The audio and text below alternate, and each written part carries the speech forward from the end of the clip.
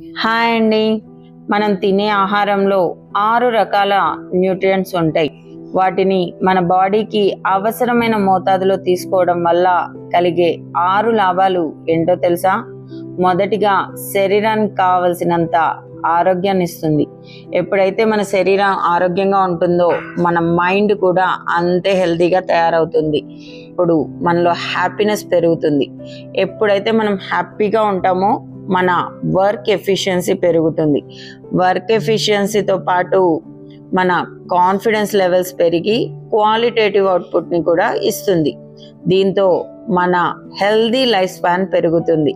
ఇలా 6 రకాల బెనిఫిట్స్ మన సొంతం అవుతుంది. ఆరోగ్యకరమైన, ఆనందకరమైన జీవితం మన సొంతం అవుతుంది.